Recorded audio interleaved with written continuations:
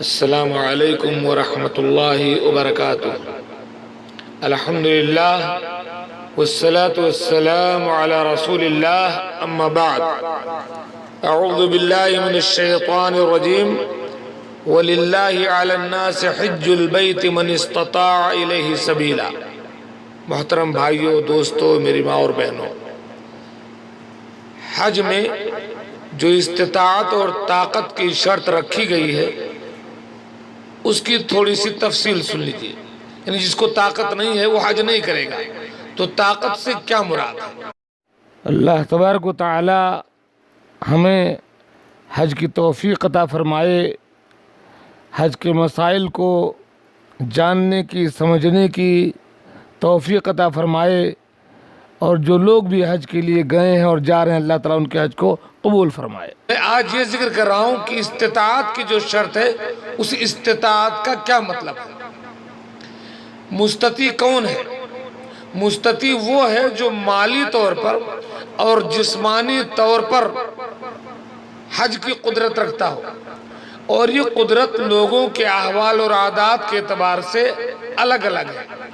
اس میں اصولی بات یہ ہے کہ آدمی سواری پر سوار ہو سکتا ہو، نیز ضروری مصروفات، نان نفقہ اور اصلی ضروریات پوری ہونے کے بعد وہ زاد راہ اور سواری اس کے پاس میسر ہو۔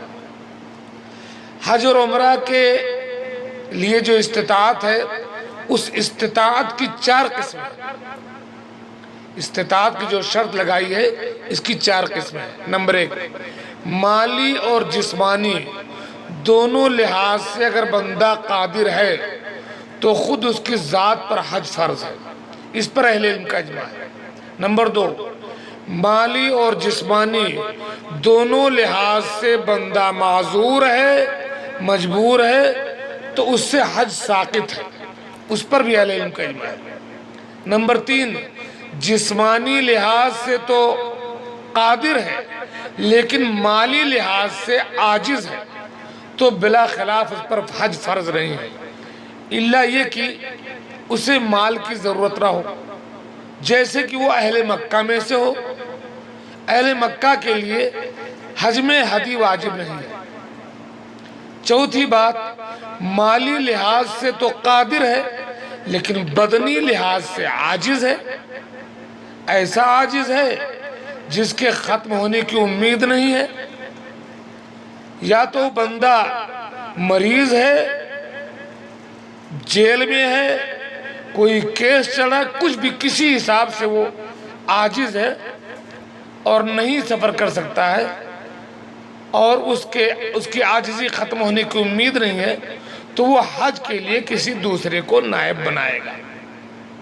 چوتھے نمبر پر اچھا، جو استطاعت کی جو شرط ہے، ایک شرط وہ ہے جو مرد اور عورت سب کے لیے،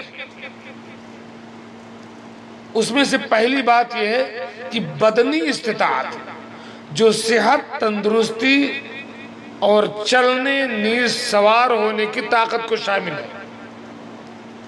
دوسری شرط ہے مالی استطاعت، جو زاد راہ، سواری نیز قرض کی ادائیگی سے فاضل نفقہ اور ضروریات کے بعد جو چیز بچے وہ اس کے پاس موجود ہو حج کرنے بھر کا۔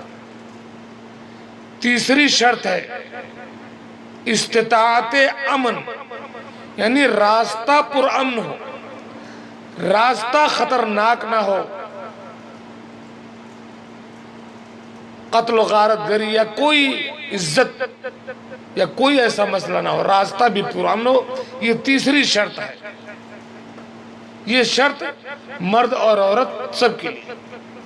دوسری بحث وہ ہے جو عورتوں کے ساتھ شرط خاص ہے۔ اس میں پہلی شرط یہ ہے کہ عورت کے ساتھ حج کے سفر میں محرم کا ہونا ضروری ہے، بغیر محرم کے اس کے اوپر حج فرض نہیں ہے۔ دوسری شرط یہ ہے کہ عورت اگر متوفی عنہا زوجہا ہے، جس کا شوہر وفات پا چکا ہے، جس پر 4 مہینہ 10 دن کی عدت ہے، وہ اس عدت کے اندر حج نہیں کر سکتی۔ اور مطلقہ کے بارے میں اختلاف ہے۔ تو یہ کچھ باتیں ہیں حج کے استطاعت سے متعلق۔ اللہ تبارک و تعالی ہمیں دینی مسائل کو قرآن و سنت کے مطابق سمجھنے کی، اس پر عمل کی توفیق عطا فرمائے۔ آمین۔ السلام علیکم۔